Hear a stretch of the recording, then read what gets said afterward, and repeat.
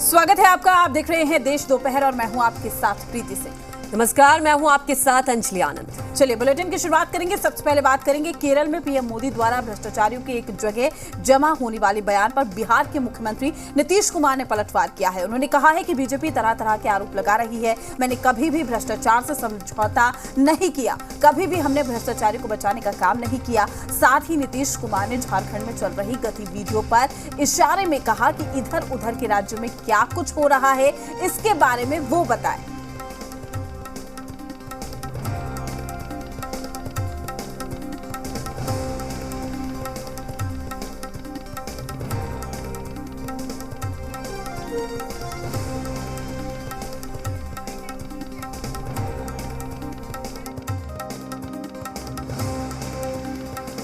कहाँ कोई भ्रष्टाचारी को बता रहा है? कोई भ्रष्टाचारी को बचाएगा?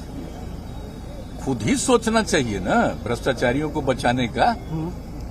इधर उधर कोई राज्य में जो हो रहा है कहां से किसको लाने का, तो वो ना अपना सोचे वो लोग। यहाँ पर तो हम लोग कभी भी भ्रष्टाचारियों को इतने दिनों में बर्दाश्त नहीं किया। एक बार अच्छी तरह जान लीजिए। लेकिन वो क्या बोलते हैं तो वो अपना बोले, हमको उससे क्या मतलब। हमारी कोई प्रतिक्रिया नहीं। आइए अब आपको सुनाते हैं कि केरल में प्रधानमंत्री मोदी ने भ्रष्टाचार को लेकर क्या कहा था। तेज विकास की राह में, युवाओं की आकांक्षाओं की राह में अगर सबसे बड़ा कोई रोड़ा है, बहुत बड़ा रोड़ा है, तो वो रोड़ा है भ्रष्टाचार। मैंने इस 15 अगस्त को लाल किले से भी कहा था कि भ्रष्टाचार के खिलाफ निर्णायक लड़ाई का समय आ गया है। लेकिन हम ये भी देख रहे हैं कि जैसे जैसे भ्रष्टाचारियों पर एक्शन हो रहा है, तो देश की राजनीति में नया पोलराइजेशन भी शुरू हो गया है। भ्रष्टाचार और भ्रष्टाचारियों को बचाने के लिए कुछ राजनीतिक दल खुल करके सामने आ गए हैं, संगठित होने का प्रयास कर रहे हैं। देश और केरला के लोगों को ये भ्रष्टाचारियों को बचाने वालों से लगातार सतर्क रहना है। वहीं बिहार के डिप्टी सीएम तेजस्वी यादव ने भी पीएम के बयान पर बीजेपी को घेरा है। तेजस्वी ने सवाल किया है कि आखिर क्या कारण है कि बीजेपी नेताओं पर कार्रवाई नहीं होती है। बीजेपी में जाते ही भ्रष्टाचारी कैसे पाक साफ बन जाते हैं। तो वार पलटवार का सिलसिला लगातार जारी है। के जो लोग हैं वो दूध के धुले हैं क्या? अगर उनके यहाँ छापा नहीं पड़ रहा है तो बचा कौन रहा है? जो लोग कह रहे हैं वही लोग बचा रहे हैं। तो ये तो साफ है, स्पष्ट है। आप लोगों ने हर जगह देखा ही होगा कि जो बीजेपी में जाता है वो दूध का धुला हो जाता है। तो तमाम जानकारी के साथ हमारे साथ डिप्टी रेजिडेंट एडिटर धीरज ठाकुर पटना से लाइव जुड़ चुके हैं। धीरज ठाकुर, देखिए लगातार ऐसा लग रहा है कि बिहार सरकार के बीच और केंद्र के बीच अब थनाथनी हो गई। बयान आता है प्रधानमंत्री मोदी का और देखिए यहां पर लगातार वॉर पलटवार हो रहा है। तो कुल मिलाकर ऐसा लग रहा है 2024 की अगर हम बात करें, सियासत साधी जाएगी यहां से। जी बिल्कुल सही आपने कहा कि 2024 के लिए जो है अब शुरू हो गई है, राजनीतिक बयानबाजियां भी शुरू हो गई है और अब वार पलटवार भी राजनीतिक रूप से होने लगा है। कल पीएम ने जिस तरह से कहा कि राजनीतिक ध्रुवीकरण हो रहा है, अगर भ्रष्टाचार पर केंद्र सरकार कोई कार्रवाई करती है तो राजनीतिक ध्रुवीकरण शुरू हो गया है देश में और भ्रष्टाचारियों को बचाने के लिए बहुत सारे राजनीतिक समूह जो हैं वो इकट्ठे हो रहे हैं।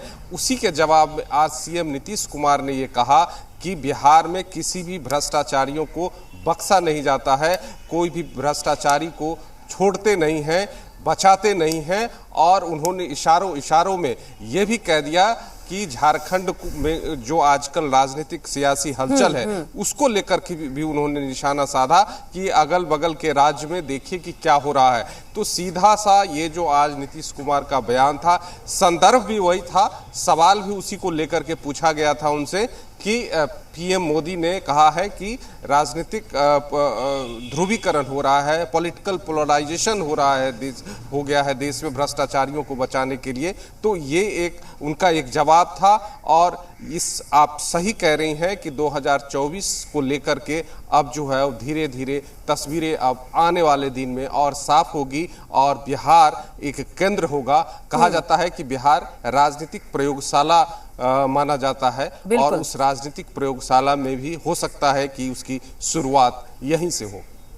बिल्कुल धीरज, और सीधे तौर पर जब वार पलटवार का सिलसिला शुरू हो रहा है, एसएम सीएम नीतीश कुमार का जब ये स्टेटमेंट सामने आता है कि मैंने भ्रष्टाचार से कभी समझौता नहीं किया है, आखिर किशोर वो इशारा करते हुए नजर आ रहे हैं। चूंकि बिहार का अगर हम जिक्र करें, लगातार बीजेपी की ओर से आरोप लगाए जा रहे हैं कि भ्रष्टाचारियों को ही आपने जगह दी है, भ्रष्टाचार को आप बढ़ावा दे रहे हैं।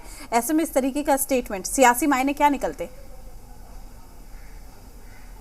बिल्कुल सियासी मायने साफ है कि उन्होंने सीधा बीजेपी की जो सरकार है केंद्र में उस पे ऊपर उन्होंने निशाना साधा है, इसमें कहीं कोई दुराय नहीं। और जिस तरह से 3 और 4 को राष्ट्रीय कार्यकारिणी है जेडीयू की, और उससे पहले उनके ऑफिस के दफ्तर के बाहर, जेडीयू दफ्तर के बाहर पटना में जो तस्वीर लगते हैं और उस पर जो स्लोगन लिखे गए हैं, इससे और बहुत कुछ साफ हो जाता है। उनके नेताओं भी, उनके प्रवक्ताओं भी ये भी कहने लगे हैं जेडीयू के कि अब 2024 के लिए नीतीश कुमार जो है वो एकजुट करेंगे पूरे विपक्ष। बिल्कुल, यानी कि धीरज जो सीधी टक्कर है वो सीएम की अब पीएम से नजर आ रही है।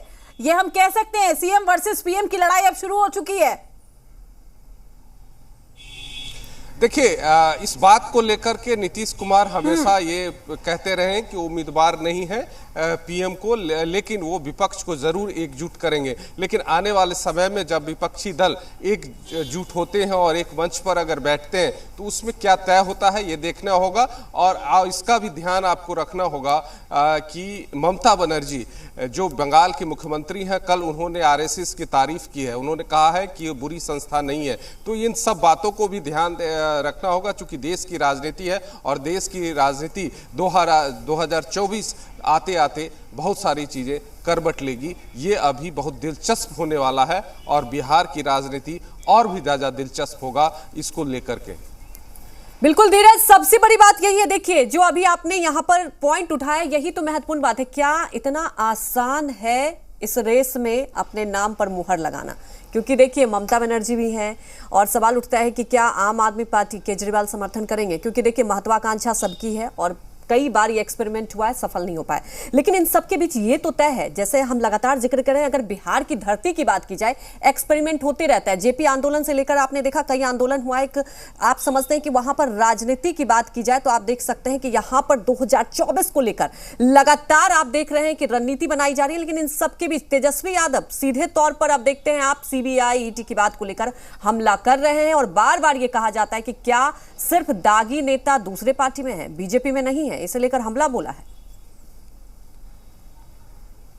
बिल्कुल ये सही बात ये कह रहे हैं। लगातार विपक्ष के नेता ये सवाल उठा रहे हैं कि दागी सिर्फ दूसरे दल में ही है, बीजेपी में नहीं है। और इस सवाल को लगातार उठा रहे हैं बीजेपी के जितने भी विपक्ष के नेता हैं जी कि, और खास करके तेजस्वी यादव शुरू से ही इस बात को उठा रहे हैं। लेकिन एक बात आपको ध्यान रखना होगा कि अगर आप देखिए कि अब देश जो है 2022 में हम लोग हैं, अब गुजराल और देवकोरा का जो टर्म था वो उस दौर में देश नहीं जाना चाहती है। ये भी देखना पड़ेगा क्योंकि अब आगे बढ़ चुके हैं, आप वक्त बदल चुका है, अब बहुत सारी टेक्नोलॉजी आ गई है, लोग उस तरह से सोचते हैं, नौजवानों का सोचने का तरीका बदल गया है, पारंपरिक राजनीति से आगे निकल चुका है। तो ये सब चीज देखना होगा और उसको देख करके ही ये तय करना होगा कि नौजवान हो, समीकरण हो, महिलाएं हो, सबको किस तरह से हित में है और क्या देती है। और सबसे क्योंकि बड़ी बिल्कुल बात धीरज, अगर 2 बार लोकसभा इतनी चुनाव की अगर आप जागरूक है। गौर करें तो आपने देखा कि अब जनता ये बिल्कुल तय कर चुकी है, बहुत बड़ी बात कही आपने, कि फुल मैंडेट देकर ही सरकार चुनती है। अब टुकड़ों टुकड़ों में आप देख रहे हैं कि यहां पर चुनाव नहीं होता। अब यही समझने वाली बात है जो लगातार हम एकजुटता की बात कर रहे हैं, क्योंकि देखिए ये बार बार कहा जा रहा है बिहार से ही ये दिशा, हालांकि जब केसीआर आए थे तब भी एक ये देखिए सवाल उठने लग गए थे कि क्या मुहर लग जाएगी, क्योंकि इतना आसान तो है नहीं। लेकिन जो आप समझ रहे पटकथा जो है वो बिहार से ही लिखी जा रही है, हुंकार भरी जा रही है। कहते हैं ना केंद्र सरकार बनाम बिहार सरकार, ऐसा तो अब दिखने लगा है। बिल्कुल, आप जिस तरह से आप देखिए कि बिहार में 2024 को लेकर के, और जब से नई सरकार बनी है महागठबंधन, और इसी सोच समझ करके बनी है कि 2024 में नीतीश कुमार विपक्ष का नेतृत्व करेंगे और उनको आगे बढ़ाया जाए, और जितने भी बिहार के विपक्षी दल हैं वो साथ में आए, और यहाँ से एक संदेश जाएगा कि बिहार के सारे विपक्षी दल एक हो गए हैं पीएम नरेंद्र मोदी को चुनौती देने के लिए। इसीलिए देश के भी जितने विपक्ष हैं वो एकजुट हो जाएं, तब चुनौती दे सकते हैं। लेकिन ये भी देखना होता है कि क्षेत्रीय दलों के जो मुखिया होते हैं उनकी अपनी अपनी महत्वाकांक्षा होती है, और उस महत्वाकांक्षा पे वो लोग अपना अपना रोटी सेकते हैं। तो इसको देखने के लिए, इसको समझने के लिए अभी थोड़ा सा इंतजार करना पड़ेगा। जब नीतीश कुमार बिहार से निकलेंगे, देशव्यापी दौरा करेंगे, वहाँ क्या रिस्पॉन्स मिलता है, क्या विपक्ष के नेता एकजुट होते हैं, क्या एक मंच पर आते हैं, ये सब है। शरद पवार हैं, ममता बनर्जी हैं, या फिर स्टालिन है, ये बहुत सारे विपक्षी नेता। बिल्कुल, कांग्रेस पार्टी को भी कैसे समझाएंगे, ये भी तो बड़ा सवाल है। कांग्रेस पार्टी को कैसे समझाएंगे, क्योंकि राहुल गांधी की भी महत्वाकांक्षा है, ये बहुत बड़ा सवाल बना हुआ है। प्रीति, लगातार देखिए सवाल यही उठ रहे हैं कि क्या वाकई बिहार से जो कहा जा रहा है इतना आसान होगा। देखिए अंजलि, ना सिर्फ बिहार, यहाँ पर सीएम नीतीश कुमार ने एक सलाह भी दे दी और साथ ही चेतावनी दी और बताया भी कि आप ये बताइए कि बाकी राज्यों में आप क्या कर रहे हैं। झारखंड का यहाँ पर सीधे तौर पर जिक्र कर दिया उन्होंने। जी धीरज, बिल्कुल, उन्होंने सीधे निशाना साधा और झारखंड को निशाने, हालांकि उन्होंने नाम नहीं लिया, लेकिन जरूर झारखंड ही, चूंकि सियासी हलचल पिछले एक हफ्ते से चल रही है, तो ये माना जा सकता है कि उसी राज्य को लेकर के ये बयान था। और साथ में बहुत ज़्यादा महाराष्ट्र में हुआ, या बाकी जगहों पर, मध्य प्रदेश में जब सरकार बनी थी तब, उत्तराखंड में बनी थी तब ये हुआ था। तो उसको लेकर के उन्होंने कहा है, नीतीश कुमार, सीएम नीतीश कुमार ने इस बात को कहा है। लेकिन अब वही बात है कि देखना होगा कि देखिए जनता जो है ना, जनता अब जागरूक हो गई है। जनता ये जानना चाहती है कि एक थाली है और उस थाली में हमारे लिए क्या क्या व्यंजन है, और उस थाली में जो अच्छा व्यंजन लेके जाएगा, जिनका जो जनता पसंद करेगी, जिस व्यंजन को, जनता उसी के साथ जाती है। और कहते हैं ना कि कॉन्फिडेंस के साथ और कन्विक्शन के साथ अगर आप कुछ बोलते हैं तो जनता उसे पसंद करती है। बिल्कुल धीरज, लेकिन इन सबके बीच देखिए इसमें कोई दो राय नहीं है। फिलहाल जो देश के हालात बने हुए, महंगाई और बेरोजगारी की बात करें, एक बहुत बड़ा मुद्दा हुआ है। और देखिए तेजस्वी यादव की अगर आप बात करें, जब वो विपक्ष में थी लगातार वो महंगाई और बेरोजगारी को लेकर आपने देखा कि निशाना साधते रहे, तो एक इस मुद्दे को उठाया गया है। इसलिए मैं बार बार कह रही हूं कि बिहार से कह सकते हैं आप कि 2024 के लिए एक रणनीति बनाई जा रही है। दूसरी बात भ्रष्टाचार को लेकर, जैसा कि आपने देखा कि प्रधानमंत्री मोदी का बयान आता है, यहां पर बिहार की सियासत गर्मा जाती है। और आपने देखा भ्रष्टाचार को लेकर बीजेपी की बात की जाए तो कैसे घेर रही है, अगर आप देखें बिहार सरकार में। और उसके बाद आपने देखा कि कदम भी उठाया गया, विभाग तक बदल दिया गया। तो क्या लगता है आपको, एक संदेश देने की कोशिश की जा रही है यहां महागठबंधन की सरकार से कि कोई समझौता नहीं है भ्रष्टाचारियों के साथ?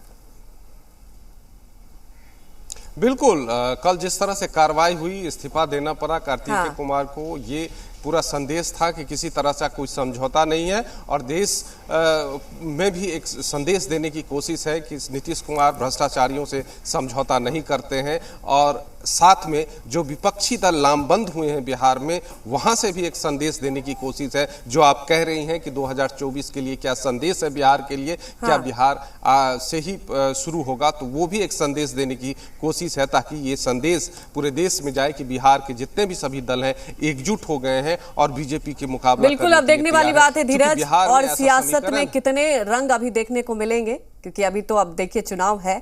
हमारे साथ जुड़ने के लिए आपका शुक्रिया।